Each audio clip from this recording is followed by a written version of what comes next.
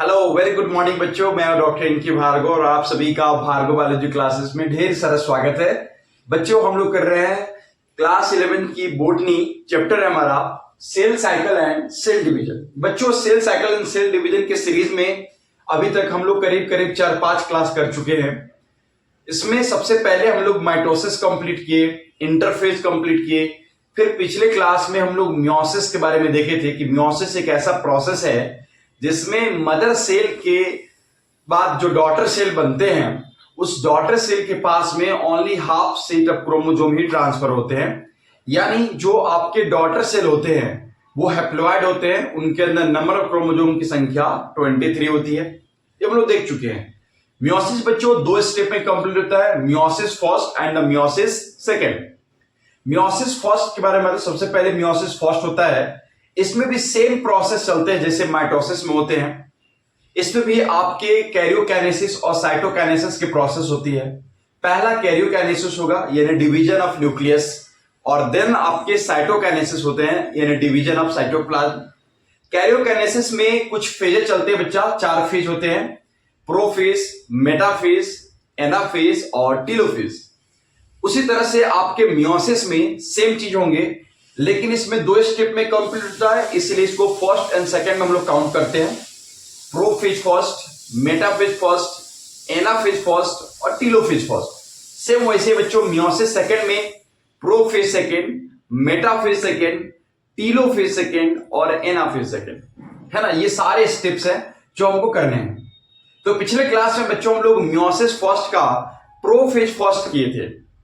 Prophase first पर में क्या देखे थे कि जो आपका डीएनए का सिंथेसिस होता है एस फेज में, इंटरफेज के एस फेज में, अब उसका जो है कंडेंसेशन शुरू हो जाता है प्रोफेज में। यानी आपका जो डीएनए है, क्रोमोसोम है, वो कंडेंस हो जाता है और स्ट्रक्चर फॉर्म कर लेता है क्रोमोसोम का, है ना बच्चों। और इसके अंदर हम लोग पढ़े थे करीब करीब 4 फेज होते हैं। इसके अंदर एक इंपॉर्टेंट प्रोसेस चलती है जिसे हम लोग बोलते हैं रिकॉम्बिनेशन। एक बहुत ही इंपॉर्टेंट प्रोसेस जिसके वजह से आपके 4 हैप्लॉइड सेल जो होते हैं वो अलग अलग टाइप्स के होते हैं। कहने का मतलब क्या होता है, उनके अंदर अलग अलग डीएनए पाया जाता है, एक जैसे नहीं होते हैं।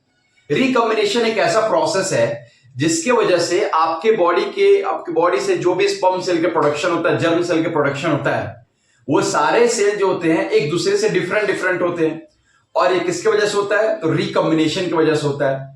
कुल मिला के कहा जाए तो जो प्रोजेनी के बीच में जो डिफरेंसेस देखने को मिलता है, वेरिएशन देखने को मिलता है, ये सिर्फ और सिर्फ मियोसिस के आपके प्रोफेज के अंदर जो रिकॉम्बिनेशन होता है उसके वजह से होता है बच्चों। तो इसमें हम लोग पढ़े थे आपके कुछ फेज होते हैं। सबसे पहला फेज को हम लोग बोलते हैं लेप्टोटीन, दूसरा फेज को बोलते हैं जाइगोटीन, तीसरा फेज को बोलते हैं हम लोग पैकेटीन, यही सबसे इंपॉर्टेंट है जिसमें रिकॉम्बिनेशन होता है। चौथा फेज को होता है हम लोग डिप्लोटीन, और लास्ट जो फेज बोलते हैं हम लोग डाइकाइनेसिस। ये 4 फेज में आपका प्रोफेज फर्स्ट कंप्लीट हो जाता है। इसको अगर फिगर के माध्यम से समझें तो कुछ ऐसे समझ सकते हैं। वैसे पिछले क्लास में इस पर डिटेल क्लास लिए हैं, तो अगर आप मेरे चैनल पर नए हैं तो जाके पुराने वीडियोस को देख सकते हैं, क्वेश्चन बैंक से क्वेश्चन लगा सकते हैं और अपने नॉलेज को एनहांस कर सकते हैं। अगर फिर भी कोई डाउट्स रह जाता है बच्चा, कोई क्यूरी रह जाता है, तो आप कमेंट सेक्शन में कमेंट कर सकते हैं। मैं पर डे आपके कमेंट्स को रीड करता हूं। मैं नेक्स्ट क्लास में फिर से और उसको डिटेल समझाने की कोशिश करूंगा। फिलहाल अभी हम लोग जो पिछले क्लास में पढ़े थे उसको एक बार रिवाइज कर लेते हैं, देन आगे की तरफ बढ़ते हैं, ताकि जो मेरे चैनल पर नए हैं उनको भी आज समझ में आए, और बिल्कुल समझ में आएगा। लास्ट तक जरूर बने रहे। चलिए तो शुरू करते हैं। तो पिछले क्लास में बच्चों हम लोग पढ़े थे प्रोफेज फर्स्ट। प्रोफेज फर्स्ट के अंतर्गत हम लोग पढ़े थे लेप्टोटीन, जाइगोटीन, पैकेटीन, डिप्लोटीन और डाइकाइनेसिस। याद रखिएगा, सबसे पहला पढ़े थे बच्चे हम लोग प्रोफेज फर्स्ट। मियोसिस फर्स्ट के अंतर्गत हम लोग पढ़े थे बच्चा प्रोफेज फर्स्ट, है ना। ये पढ़े थे ना प्रोफेज फर्स्ट। और प्रोफेज फर्स्ट के अंतर्गत हम लोग पढ़े थे सबसे पहला जिसको बोलते हैं हम लोग लैप्टोटीन, है ना, लैप्टोटीन। इसमें क्या देखे थे कि ये सेल है, और ये सेल के अंदर बच्चा ये आपका न्यूक्लियस है ना। न्यूक्लियस होता है इसके अंदर आपका क्रोमोसोम होता है और इसमें क्रोमोसोम का कंडेंसेशन जो होता है वो कंप्लीट हो जाता है किसमें, लैप्टोटीन में। कुछ इस तरह से आपका क्रोमोसोम जो है बच्चा वो दिखाई देने लगता है। अगर हम लोग माइक्रोस्कोप की मदद से इसको देखें तो इसमें आपका क्रोमोसोम जो होता है वो पूर्ण रूप से विजिबल होने लगता है, ये लैप्टोटीन में, याद रखेंगे। ये जो होता है इसे बोलते हैं हम लोग लैप्टोटीन, ठीक है। दूसरा जो पढ़े थे बच्चा, इसको बोल रहे थे हम लोग जाइगोटीन। क्या बोल रहे थे, जाइगोटीन। इसमें एक इंपॉर्टेंट चीज हो रहा था, इसके इंपॉर्टेंट फीचर्स था, वो ये था कि इसमें बाइवैलेंट या टेट्राड का फॉर्मेशन हो रहा था, यानी साइनेप्टोनिमल कॉम्प्लेक्स का फॉर्मेशन हो रहा था। तो इसको कुछ ऐसे रिप्रेजेंट कर सकते बच्चों, ये आपका एक सेल हो गया और इस सेल के अंदर ये आपका एक न्यूक्लियस हो गया, है ना बच्चा। अब इसमें जो है जाइगोटीन में क्या होता है, जो आपके जो क्रोमोसोम होते हैं, होमोलोगस क्रोमोसोम होते हैं, वो बहुत ही एक दूसरे के पास पास आ जाते हैं। कुछ इस तरह से देख सकते हैं, ये एक दूसरे के बहुत ही पास पास आ जाते हैं। देख सकते हैं यहाँ पे दो होमोलोगस क्रोमोसोम है, दोनों का सेंट्रोमियर क्या है, अलग अलग है ना। और इनके बीच में एक इंपॉर्टेंट चीज हो रहा था, वो क्या हो रहा था कि साइनोप्टोनिमल कॉम्प्लेक्स का फॉर्मेशन हो रहा था। ये इनके बीच में एक बॉन्ड बन रहा था, जिसे हम लोग बोल रहे थे बच्चों साइनोप्टोनिमल कॉम्प्लेक्स, है ना। आप पिछले क्लास के वीडियो लगाएंगे तो आपको समझ में आएगा और डिटेल्स, फिलहाल आपको समझ में आएगा, आप चैनल के साथ जुड़े रहें। इसमें होता क्या है, इसमें बाइवैलेंट का फॉर्मेशन होता है। बाइवैलेंट कैसे, यहाँ पे दो होमोलोगस क्रोमोसोम मिल रहे हैं, इसलिए यहाँ पे क्या बन रहा है बच्चा, बाइवैलेंट। दिख रहा है ना, यहाँ पे एक होमोलोगस क्रोमोसोम है और एक दूसरा क्रोमोसोम है, और साथ ही साथ इसमें टेट्राड बन रहा है। क्यों, क्योंकि इसमें चार आपके क्रोमेटिड्स मिल रहे हैं, 1 2 3 4। तो कह सकते हैं कि इसमें बाइवैलेंट और टेट्राड का फॉर्मेशन होता है। किसमें होता है, जाइगोटीन में। इंपॉर्टेंट है, याद रखिएगा ये फीचर्स, ये अपने को याद रखना बच्चों। क्वेश्चन इसी से आता है कि जाइगोटीन में क्या होता है, पैकेटीन में क्या होता है, लेप्टोटीन में क्या होता है ना। तीसरा जो हमारा फेज है बच्चों, ये है हमारा पैकेटीन। नाम से क्लियर है, इसमें एक दूसरे के ऊपर पैचिंग करेंगे, ओवरलैप करेंगे। कुछ इस तरह से देख सकते हैं, ये आपका सेल हो गया और इस सेल के अंदर बच्चा ये हो गया आपका न्यूक्लियस। और इसके अंदर क्या होता है, थोड़ा ध्यान से देखिएगा, ये आपका एक होमोलोगस क्रोमोसोम हो गया, कुछ इस तरह से देख सकते हैं, ये इसका क्रोमेटिड्स हो गया, और एक दूसरा होमोलोगस क्रोमोसोम हो, ये एक दूसरे के साथ ऐसे ओवरलैप करते बच्चों, कुछ इस तरह से। अब जब ओवरलैप करेंगे तो इनके बीच में जेनेटिक एक्सचेंज होगा। कैसे जेनेटिक एक्सचेंज होगा, इसका जो आपका डीएनए कंटेंट इसके साथ चला जाएगा और इसका डीएनए कंटेंट इसके साथ चला आएगा। तो कह सकते हैं यहां पे क्या हो रहा है कि डीएनए का एक्सचेंज हो रहा है। क्या हो रहा है बच्चों, डीएनए का एक्सचेंज हो रहा है। इसी प्रोसेस को हम लोग बोलते हैं रिकॉम्बिनेशन। क्या बोलते हैं बच्चों, रिकॉम्बिनेशन। यहां पर देख सकते हैं एक दूसरे के साथ ये पैचिंग कर रहा है, दो नॉन सिस्टर क्रोमेटिड्स एक दूसरे के साथ ऐसे पैचिंग कर रहा है, जिसकी वजह से यहाँ पे डीएनए एक्सचेंज हो रहा है, एक दूसरे का डीएनए एक्सचेंज और अदला बदली हो जा रहा है ना बच्चों। तो इसे क्या बोलते हैं हम लोग, पैकेटिंग। और इसी में आपका रिकॉम्बिनेशन या क्रॉसिंग ओवर का प्रोसेस होता है, जिसके वजह से जितने भी आपके जर्म सेल का प्रोडक्शन होता है वो एक दूसरे से डिफरेंट डिफरेंट होते हैं, और वेरिएशन जो होता है प्रोजेनी के बीच में, जनरेशन के बीच में, ये पैकेटिंग की वजह से होता है। क्लियर है, चलिए नेक्स्ट है बच्चा हमारा डिप्लोटीन। पहला हो गया लैप्टोटीन, दूसरा जाइगोटीन, तीसरा पैकेटीन, और लास्ट जो चौथा जो हो गया इसे बोलते हैं हम लोग डिप्लोटीन। डिप्लोटीन में होता क्या है कि जो आपका साइनेप्टोनिमल कॉम्प्लेक्स बना था, किससे बना था, साइनेप्टोनिमल कॉम्प्लेक्स बना था जाइगोटीन में, वो अब डिसअपियर हो जाता है। क्या हो जाता है बच्चों, डिसअपियर। यस, ये देख सकते हैं। और इनके बीच में एक एक्स शेप्ड का स्ट्रक्चर बनता है, जिसे बोलते हैं हम लोग क्यास्माटा। क्या बोलते हैं बच्चों, क्यास्माटा। देखिए यहाँ पे एक्स शेप का एक स्ट्रक्चर बनता है, जिसे बोलते हैं हम लोग क्यास्माटा। तो ये फीचर्स होता है किसका, डिप्लोटीन का। याद रखिएगा, ये हो गया हमारा डिप्लोटीन। और लास्ट में बच्चा जिसको बोलते हैं हम लोग डाइकाइनेसिस। क्या बोलते हैं, डाइकाइनेसिस। ये प्रोफेज फर्स्ट के अंतर्गत आते हैं। लास्ट जो है बच्चों यहां बना दे रहे हैं डाइकाइनेसिस। पांचवा जो हमारा इसमें है वो है हमारा डाइकाइनेसिस। डाइकाइनेसिस में क्या होता है कि जो आपका क्या बोलते हैं, सेंट्रोजोम होते हैं। पहले चीज तो लिप्टोटीन में सेंट्रोजोम जो होते हैं वे एक दूसरे के ऑपोजिट पोल पर चले जाते हैं। अब सेंट्रोजोम क्या होता है, जो सेल डिवीजन करने में मदद करता है, उसे क्या बोलते हैं हम लोग बच्चों, सेंट्रोजोम। कुछ इस तरह से देख सकते हैं, स्ट्रक्चर होता है, ऑर्गेनेल्स होता है और इससे एस्ट्रल रेज निकलते हैं। क्या निकलते हैं बच्चा, एस्ट्रल रेज, जो आगे चल के अटैच होके क्रोमोजोम से सेल डिवीजन कराते हैं, देख सकते हैं। तो डाइकाइनेसिस में जो आपका न्यूक्लियर मेम्ब्रेन है वो धीरे धीरे डिसअपियर होने लगता है ना। ये आपका एक बच्चा सेल हो गया और इस सेल के अंदर जो है आपका न्यूक्लियस हो गया, है ना, न्यूक्लियस हो गया।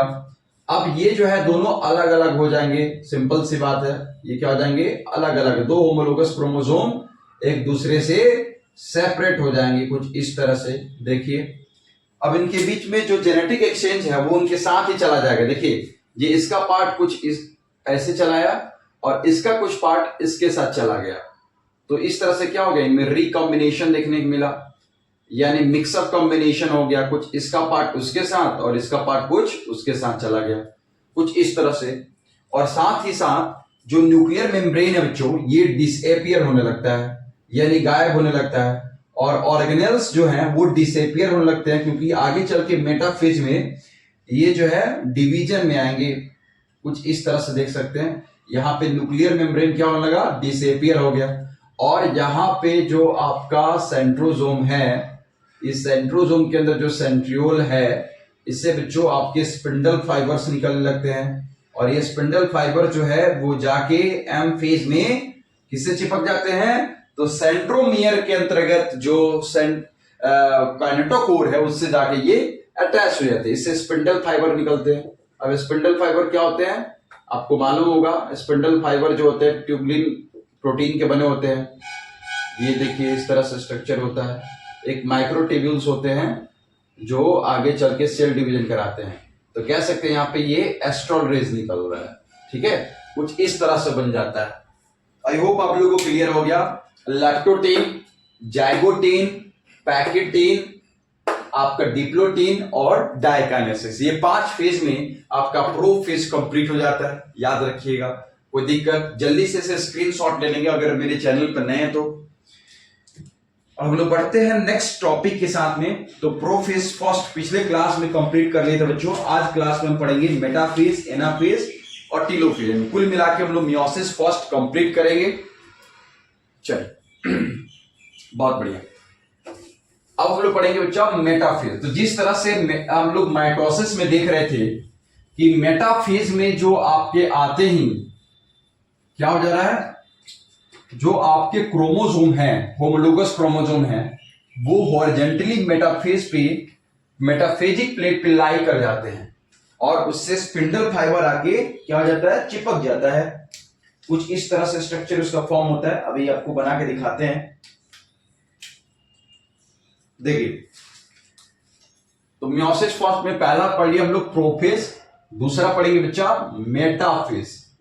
Metaphase first, prophase first complete कर लिया, पढ़ेंगे हम लोग मेटाफेज फर्स्ट। स्टेप याद रखना बहुत जरूरी है इस चैप्टर के। सबसे इंपॉर्टेंट चीज यही है कि अगर आपको स्टेप्स याद हैं तो आपको चैप्टर आते हैं, अगर स्टेप्स भूल गए तो फिर आप चैप्टर भूल जाओगे।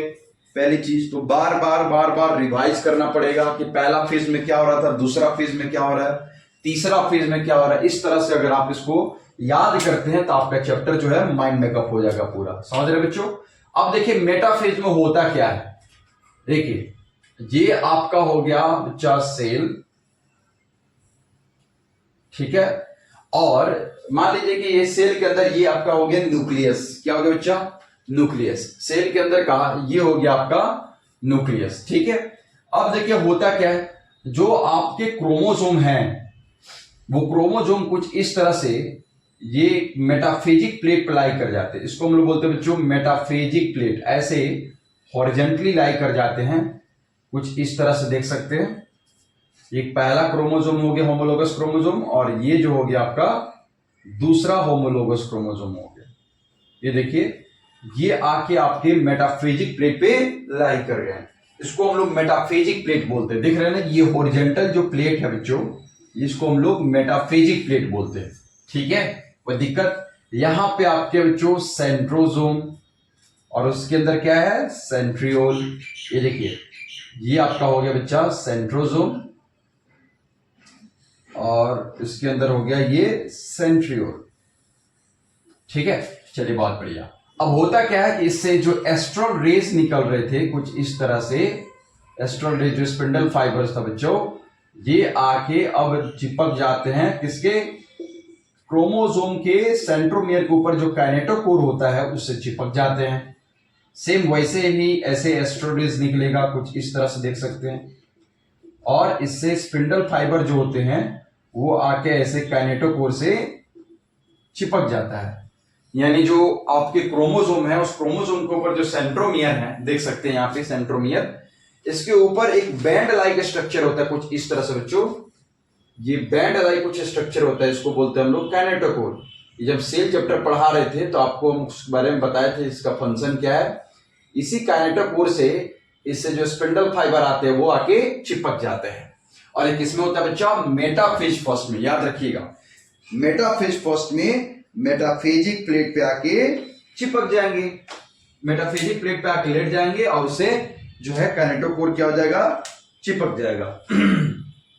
अब देखिए, ये जो हम लोग किए थे पैकेटिंग के अंतर्गत, जो हम लोग किए थे कौन सा, रिकॉम्बिनेशन का प्रोसेस, जिसके थ्रू जेनेटिक मटेरियल का एक्सचेंज हुआ था एक दूसरे के बीच में, कुछ ऐसा दिखाई पड़ता है, ये कुछ ऐसा आ जाएगा। चूंकि वो एक्सचेंज हो गया तब इसके पास इसका कैरेक्टरिस्टिक, और उस पूरे क्रोमोसोम के पास में इसका कैरेक्टरिस्टिक आ गया, है ना।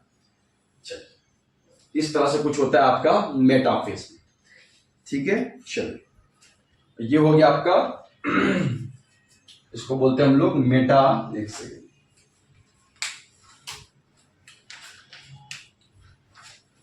इसे बोलते हैं बच्चों हम लोग मेटाफेजिक प्लेट। ये हो गया आपके स्पिंडल फाइबर, स्पिंडल फाइबर्स। चलो, इसके बारे में दो लाइन लिख लेते हैं, इंपॉर्टेंट है। क्या करें यहां पे कि bivalent chromosome, bivalent chromosome align on equatorial plate, equatorial plate. कहने का मतलब क्या है कि जो आपके बाइवैलेंट क्रोमोसोम है, यानी होमोलोगस क्रोमोसोम, ये दोनों क्या है, होमोलोगस क्रोमोसोम, या कि मेटाफेजिक प्लेट पे ऐसे लाई डाउन कर जाते हैं, लेट जाते हैं। इसको हम लोग इक्वेटोरियल प्लेट के नाम से भी जानते हैं, क्योंकि ये दो क्रोमोसोम को दो इक्वल हाफ्स में बांट देता है। ठीक है, ये चीज हो गया। दूसरी चीज क्या हो रही थी बच्चों, किसमें, ऑपोजिट पोल से कर रहा है, क्या पे, opposite poles of the spindle fibre, spindle attached to the pair of homologous chromosome.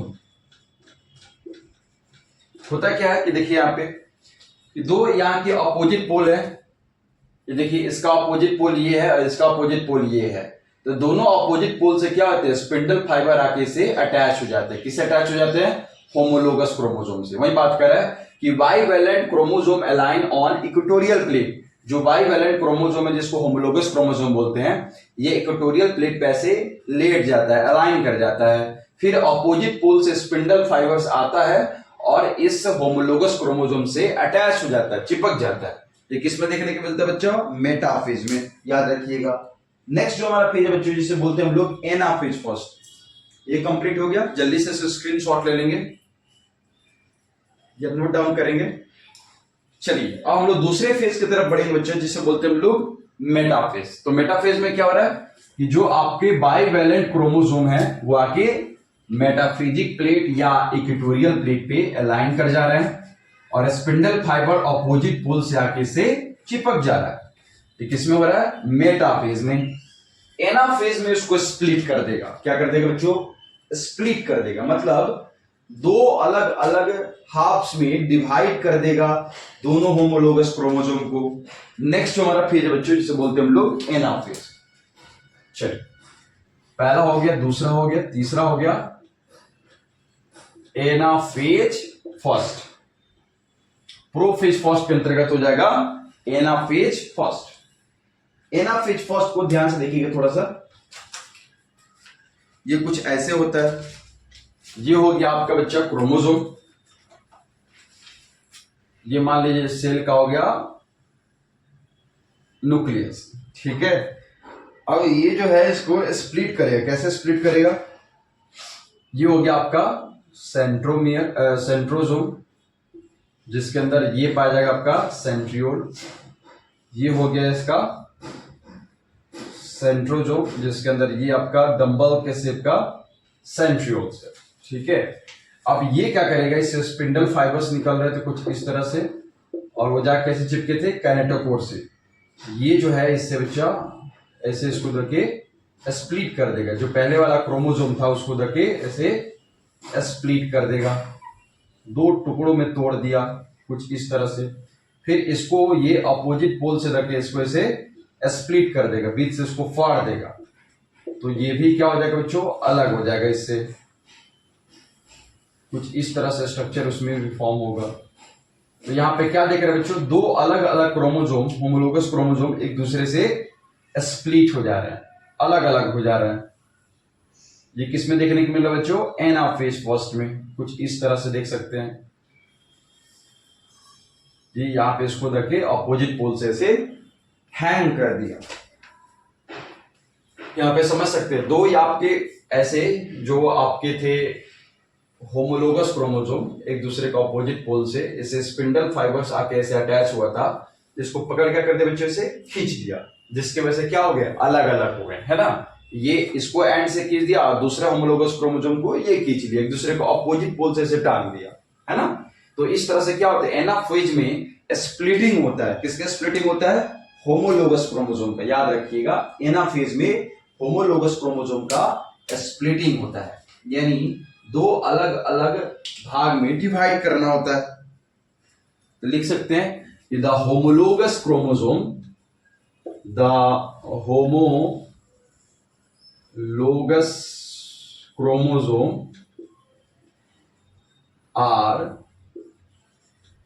Separate. इसमें होमोलोगस क्रोमोसोम क्या है बच्चों, अलग अलग हो जा रहे हैं। देख रहे हैं यहाँ पे दो होमोलोगस क्रोमोसोम एक दूसरे से अलग अलग हो जा रहे हैं, ठीक है। दूसरी इंपॉर्टेंट चीज में क्या करा कि इसमें जो आपका सिस्टर क्रोमेटिड्स है, देखिए ये और ये दोनों होमोलोगस क्रोमोसोम है, बट ये और ये दोनों आपस में क्या है, सिस्टर क्रोमेटिड्स है। तो सिस्टर क्रोमेटिड्स का स्प्लिट इसमें नहीं होगा, बल्कि जो कि सिस्टर क्रोमेटिड्स का स्प्लिट जो होगा वो आपके होगा मियोसिस सेकेंड में। मियोसिस फर्स्ट में सिर्फ होमोलोगस क्रोमोसोम एक दूसरे से अलग अलग होंगे, और जब हम मियोसिस सेकेंड करेंगे तो उसमें ये सिस्टर क्रोमेटिड्स को एक दूसरे से अलग करेंगे, ठीक है। कुछ ऐसे समझ सकते हैं। देखिए ये आपके होमोलोगस क्रोमोसोम हो गए, ये और ये आपके होमोलोगस क्रोमोसोम हो गए, है ना। और ये आपस में सिस्टर क्रोमेटिड्स हो गए। क्यों सिस्टर क्रोमेटिड्स है, क्योंकि इनका सेंट्रोमियर क्या है बच्चा, सेम है, और इन दोनों का सेंट्रोमियर क्या है, अलग अलग है। तो ये दोनों क्या है आपका, पहले ही बता चुके हैं, बता रहे हैं, इसे हम लोग बोलते हैं होमोलोगस क्रोमोसोम। और इसको क्या बोलेंगे, इसको बोलेंगे सिस्टर क्रोमेटिड्स, है ना। तो जो आपका मियोसिस फर्स्ट होता है, मियोसिस फर्स्ट में दो आपके होमोलोगस क्रोमोसोम क्या हो जा रहे हैं, सेपरेट। ये दो होमोलोगस क्रोमोसोम एक दूसरे के बहुत जो करीब करीब थे बच्चों, ये दोनों क्या हो जा रहा है, अलग हो जा रहा है।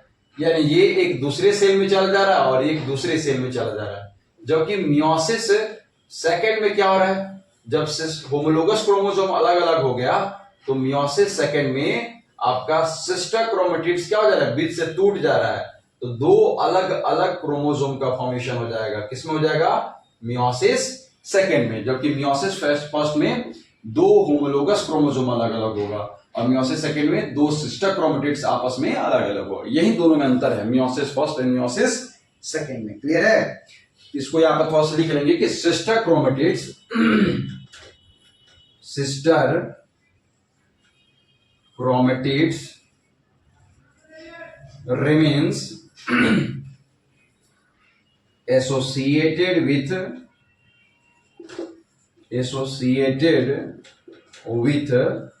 सेंट्रोमियर, है ना बच्चा। सिस्टर क्रोमेटिड जो होता है उसका स्प्लिटिंग इसमें नहीं होता है। सिस्टर क्रोमेटिड्स का स्प्लिटिंग होता है मियोसिस सेकंड में, वो सेंट्रोमियर के साथ अटैच्ड ही रहता है। अलग क्या होता है मियोसिस फर्स्ट में, तो होमोलोगस क्रोमोसोम, याद रखेंगे। होमोलोगस क्रोमोसोम एक दूसरे से सेपरेट होते हैं मियोसिस फर्स्ट में, मियोसिस सेकंड में सिस्टर क्रोमेटिड सेपरेट होते हैं।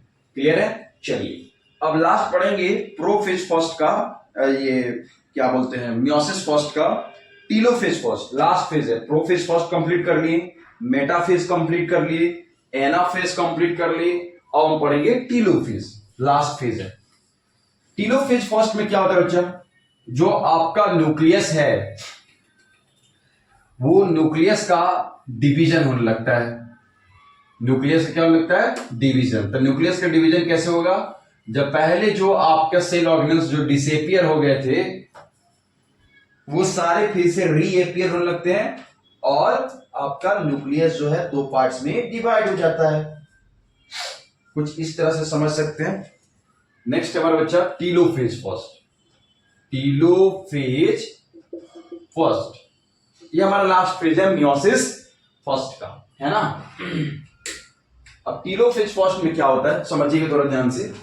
ये आपका सेल का न्यूक्लियस है, ये न्यूक्लियस धीरे धीरे क्या होने लगता है, स्प्लिट होने लगता है। न्यूक्लियस दो पार्ट्स में डिवाइड होने लगता है। क्योंकि पहले ही आपका क्रोमोसोम जो है वो होमोलोगस क्रोमोसोम सेपरेट हो गया है, तो अब बारी किसकी है, तो अब बारी है आपकी किसकी, न्यूक्लियस की। ये आपका हो गया बच्चा, ये क्रोमोसोम, ये हो गया क्रोमोसोम, और इसके बाहर जो हो गया आपका ये हो गया न्यूक्लियर मेम्ब्रेन। फिर देख सकते हैं ये दूसरा होमोलोगस क्रोमोसोम है जो एक दूसरे से स्प्लिट हुए थे, और इसके बाहर का ये हो गया आपका न्यूक्लियर मेम्ब्रेन। ठीक है, तो ये जस्ट अपोजिट है। इसके अंदर फिर से आपका न्यूक्लियर मेम्ब्रेन जो है रीएपियर होने लगता है। जो डिसएपियर हो गया था न्यूक्लियर मेम्ब्रेन वो फिर से रीएपियर हो जाता है, और जितने भी सेल ऑर्गेनल्स जो पहले डिसएपियर हुए थे वो फिर से क्या होने लगते हैं, रीएपियर होने लगते हैं, फिर से दिखाई देने लगते हैं, और बीच से क्या हो जाएगा, यहाँ पे दो पार्ट्स में डिवाइड हो जाएगा। एक सेल अलग हो जाएगा, ये दूसरा न्यूक्लियस अलग हो जाएगा, है ना। इसको बोलते हैं लोग बच्चा टीलोफेज फर्स्ट। इसके बारे में क्या लिख सकते हैं कि न्यूक्लियर मेम्ब्रेन एंड न्यूक्लियोलस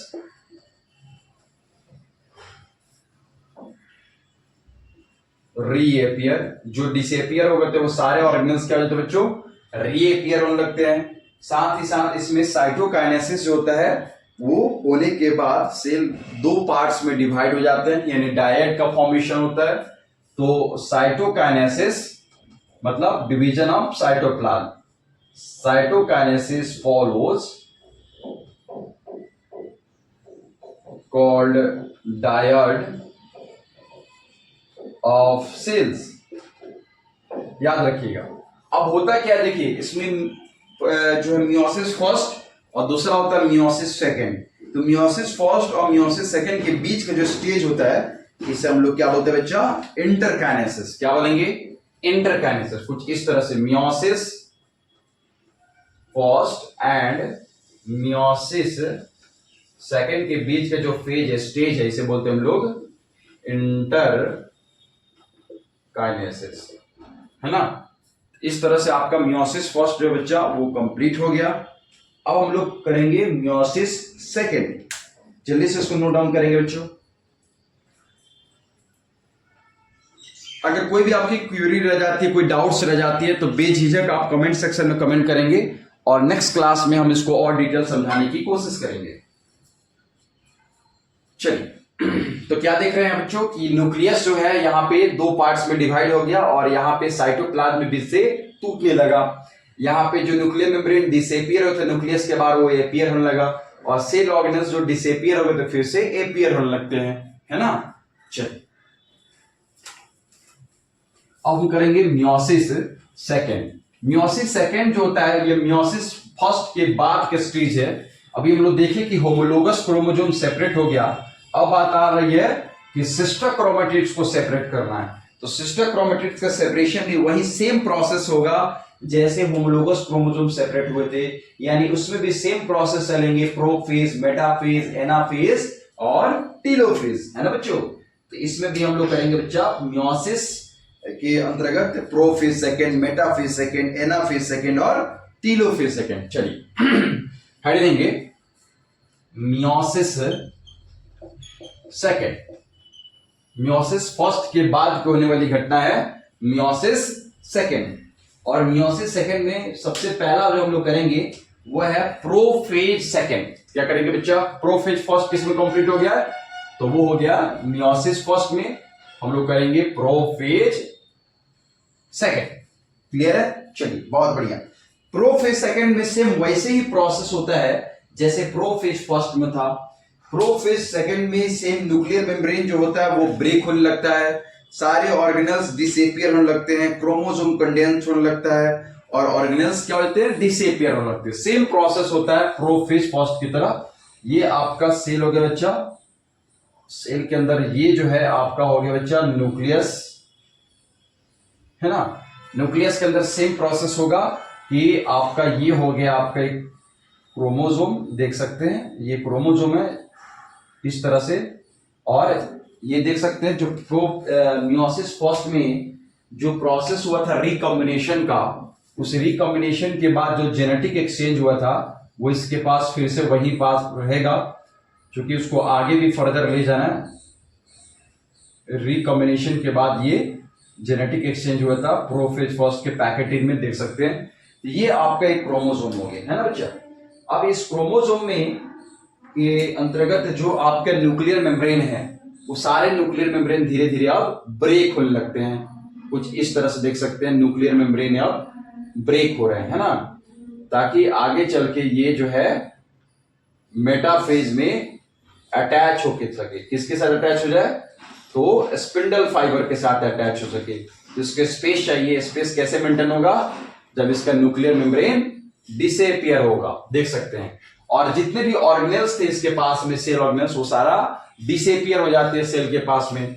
और साथ ही साथ जो आपका सेंट्रोसोम होते हैं वो एक दूसरे के अपोजिट पोल्स पे चले जाते हैं, देख सकते हैं। तो ये सेंट्रोसोम है, इसके अंदर ये हो गया आपका सेंट्रियोल। ये एक दूसरे के कहां चले जाते हैं बच्चों? अपोजिट पोल पर। एक नॉर्थ पोल पे चला जाता है, दूसरा साउथ पोल पर चला जाता है। और इसमें आपका क्रोमोसोम क्या होता है? कंडेंसेशन होने लगता है। तो सेम प्रोसेस है, कुछ खास अंतर नहीं है, प्रोफेज फर्स्ट की तरह ही है ना। तो इसमें क्या कह रहा है बच्चों? पहला कि nuclear membrane start to break. Nuclear membrane क्या होता है बच्चा? ब्रेक होने लगते हैं। Cell organelles start to disappear. Cell organelles disappear हो लगते हैं और फिर से लास्ट में टीलोफेज में फिर से एपियर हो जाते हैं। क्योंकि सेल डिवीजन कराने के लिए स्पेस चाहिए, तो ये कुछ समय के लिए क्या हो जाते हैं बच्चों? डिसअपियर हो जाते हैं। और एक इंपॉर्टेंट चीज क्या हो जाता है कि chromosome start to condense. Chromosome जो होता है बच्चों ये कंडेंस होने लगता है, यानी इकट्ठा होने लगता है। ये होता है आपका प्रोफेज सेकंड में। उसके बाद था बच्चों मेटाफेज सेकंड, है ना। तो सेम प्रोफेज सेकंड के बाद जैसे मियोसिस फर्स्ट में किए थे वैसे ही मियोसिस सेकंड में होगा। सेम वही चीज मेटाफेजिक प्लेट पे ऐसे लाई कर जाएगा, स्पिंडल फाइबर्स आके उसे चिपक जाएगा और नेक्स्ट फेज में एनाफेज में उसको अलग कर देगा और टीलोफेज में साइटोकाइनेसिस हो जाएगा, है ना बच्चों। कोई दिक्कत है तो आप कमेंट सेक्शन में कमेंट करेंगे। चलते हैं नेक्स्ट टॉपिक के साथ में। चलिए अब हम प्रोफेज सेकंड कंप्लीट कर लिए, हम करेंगे मेटाफेज सेकंड। सेम वही है, अगर आपको स्टेप्स मालूम है कि किसमें क्या हो रहा है तो आप आसानी से याद कर लोगे उसे। दूसरा बच्चा metaphase second. Prophase second complete हो गया, दूसरा हमारा मेटाफेज सेकंड। दूसरा है मेटाफेज सेकंड, ठीक है। चलिए अब इसमें भी सेम चीज होगा, मेटाफेजिक प्लेट पे लाई कर जाएगा, ये देखिए, ये आपका हो गया सेल का न्यूक्लियस, है ना। ये हो गया आपका क्रोमोसोम। तो ये क्रोमोसोम जो है ये मेटाफेजिक प्लेट पे ऐसे लाई कर गया, ये देख सकते हैं। ये मेटाफेजिक प्लेट है जिसपे ये आपको लाई कर रहा है। एक सेकेंड, ये हो गया आपका मेटाफेजिक प्लेट, जिसको हम लोग इक्वेटोरियल प्लेट के नाम से भी जानते हैं। यहां पे आपका हो जाएगा सेंट्रोसोम, और इसके अंदर हो जाएगा बच्चा सेंट्रियोल। कुछ स्पेशल नहीं हो रहा है, सेम वैसे ही हो रहा है जैसे मियोसिस फर्स्ट में हो रहा है ना बच्चों। अब इससे क्या निकल रहा है बच्चा, एस्ट्रल रेज निकल रहा है ना, यानी स्पिंडल फाइबर निकल रहा है। ये स्पिंडल फाइबर आके किससे चिपक जाता है, सेंट्रोमियर से। सेंट्रोमियर के ऊपर जो काइनेटोकोर है उससे आके बच्चों ये क्या हो जाता है, चिपक जाता है, अटैच्ड हो जाता है। और नेक्स्ट स्टेज में क्या कहते हैं इसको, ये सेपरेट कर देगा, स्प्लिट कर देगा। ठीक है, ये होता है आपका मेटाफेज सेकेंड में। जल्दी से इसको नोट डाउन करेंगे बच्चों। ये सेम चीज वैसे ही जो हम लोग रिकॉम्बिनेशन देखे थे, जिसके वजह से जेनेटिक एक्सचेंज हुआ था, वो इसके साथ रिमीन्स रहेगा, कुछ इस तरह से देख सकते हैं, है ना। ये हो गया आपका रिकॉम्बिनेशन वाला फेज। ये हो गया मेटाफेज सेकेंड, है ना। मेटाफेज सेकेंड में क्या हो रहा है, वही चीज मेटाफेजिक प्लेट पे लाई कर जाएगा, क्रोमोसोम अटैच हो जाएगा, सेम चीज है। नेक्स्ट है बच्चों हमारा एनाफेज सेकेंड, जल्दी से उसको नोट डाउन करेंगे। नेक्स्ट है हमारा एनाफेज सेकेंड। एनाफेज सेकेंड में क्या होगा, जो क्रोमोसोम से अटैच हुआ था स्पिंडल फाइबर्स, अब उसको जाके स्प्लिट कर देगा। उसे कर देगा बच्चों, स्प्लिट कर देगा, अलग अलग कर देगा, जिसके बाद से ये साइटोकाइनेसिस हो जाएगा। तो तीसरा हमारा स्टेप है बच्चों एनाफेज। ये हो जाएगा हमारा बच्चों एनाफेज सेकेंड। एनाफेज सेकेंड में क्या हो रहा है, ये देखिए, ये सेल का आपका न्यूक्लियस हो गया, है ना। ये हो गया आपका सेंट्रोसोम, इसके अंदर हो गया बच्चों ये सेंट्रियोल। सेम वैसे ही इसका अपोजिट पोल पे हो गया आपका सेंट्रोसोम, इससे हो गया आपका सेंट्रियोल। और यहाँ पे ये जो है आपको स्प्लिट कर देगा, क्योंकि इससे क्या निकल रहा था, एस्ट्रोडेज, और एम फेज में इक्वेटोरियल प्लेट गया था, तो इसको ये पकड़ के क्या कर देगा बच्चों, ऐसे स्प्लिट कर देगा। और स्प्लिट कर देगा तो कुछ ऐसे ये अलग अलग हो जाएगा, कुछ इस तरह से देख सकते हैं। ये अब एस्ट्रोडेज हो गया, और इसको पकड़ के ये क्या कर दिया बच्चों, स्प्लिट कर दिया। जैसे पकड़ के ये स्प्लिट कर दे रहा है,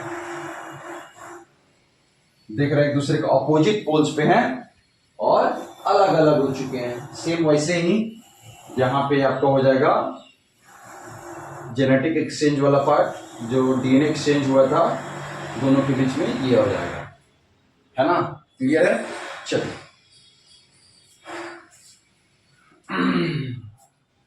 इसके पास में ये हो जाएगा।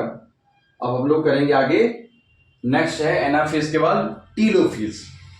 टीलोफेज में क्या हो रहा है बच्चों, सेम वही चीज, प्रोफेज के जस्ट अपोजिट, जो न्यूक्लियर मेम्ब्रेन डिसअपियर होता फिर से रीअपियर हो जाता है, जो सेल ऑर्गेनेल्स डिसअपियर हो गए थे वो फिर से अपीयर हो जाते हैं।